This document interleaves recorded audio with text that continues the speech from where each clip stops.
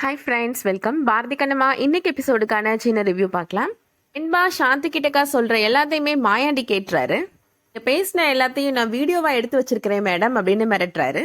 என்கிட்ட கூட உனக்கு என்ன வேணுனாலும் கேளு, நான் கொடுக்குறேன் அப்படின்னு வெண்பா சொல்றாங்க. இப்போதைக்கு எதுவும் தேவையில்லை மேடம், எனக்கு எப்பெல்லாம் பணம் தேவைப்படுதோ அப்பெல்லாம் நீங்க கொடுங்க, அது போதும் அப்படின்னு சொல்லிட்டு போறாரு. லட்சுமி கண்ணம்மா கிட்ட கேக்குறாங்க, ஹேமா எதனாலமா டெய்லி நீ கொண்டு வந்த சாப்பாடை சாப்பிட்றா, உன் மேல இவ்வளவு பாசமா இருக்கிறா அப்படின்னு கேக்குறாங்க. ஹேமாவோட பாட்டி கூட உன் மேல அவ்வளோ அன்பா இருக்கிறாங்க, உனக்கு ஏதாவது உடம்பு சரியில்லைன்னா அவங்க தான் உன்னை ஹாஸ்பிட்டல் கூட்டிட்டு போறாங்க. தாத்தா கூட அன்னைக்கு நம்ம 2 பேரையும் பார்த்து கண் கலங்கினாரு, கேட்டா தூசி விழுந்துருச்சு அப்படின்னு பொய் சொல்லி சமாளிச்சாருமா அப்படின்னு சொல்றாங்க. அஞ்சலி சித்தி அகிலன் சித்தப்பா கூட என் கிட்டக்க ரொம்ப ஸ்வீட்டா நடந்துக்கிறாங்க, எதனாலமா அப்படின்னு கேள்வி மேல கேள்வி கேட்குறாங்க.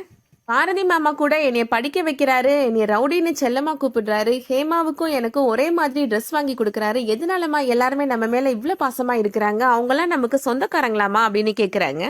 கண்ணம்மாவுக்கு என்ன சொல்றதுன்னு தெரியல, லட்சுமி மேல கோபப்படுறாங்க.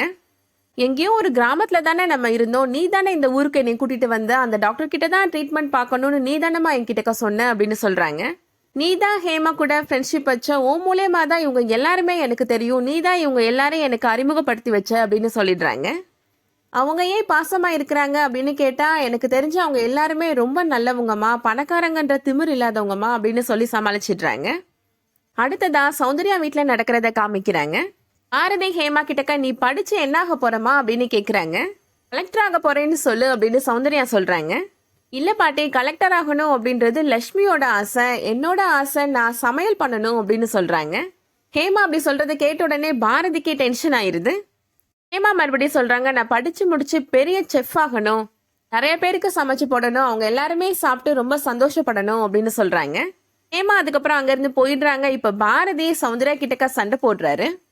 ஹேமா, டாக்டர் பாரதிக்கு பொண்ணாகவும் இண்டஸ்ட்ரியலிஸ்ட் சௌந்தர்யாவுக்கு பேத்தியா மட்டும் வளர்ந்தா போதுமா, இந்த சமையலம்மா கூடலாம் பழக விட்டு அவளோட ஃபியூச்சரை இப்படி கெடுத்துடாதீங்கம்மா அப்படின்னு கோவப்பட்டுட்டு போறாரு. அடுத்ததா வெண்பா வீட்டுல நடக்கிறத காமிக்கிறாங்க. வெண்பா கன் எடுத்துட்டு நான் மாயாண்டியை ஷூட் பண்ண போறேன் அப்படின்னு போறாங்க. சாந்தி வெண்பாவை தடுத்து நிப்பாட்டுறாங்க. ஏற்கனவே உங்க பேர்ல ஒரு கேஸ் பெண்டிங்ல இருக்குதுமா, இப்போ இந்த கேஸ் வேற சேர்ந்துச்சு அப்படின்னா நீங்க ஜெயிலே இருக்க வேண்டியதான் அப்படின்னு சொல்றாங்க. இப்போதான் ஹேமாவோட வாயால அவங்க டேடிக்கு இன்னொரு கல்யாணம் பண்ணி வைக்கணும் அப்படின்னு பேசுறா, அதுக்கான முயற்சியை நீங்க எடுங்கம்மா அப்படின்னு சொல்றாங்க. மாயாண்டிட்ட இருக்கிற வீடியோ ஆதாரத்தை எப்படி டெலீட் பண்ணலான்னு மட்டும் யோசிங்கம்மா அப்படின்னு சொல்றாங்க. அதோட இன்னைக்கான எபிசோட் முடியுது.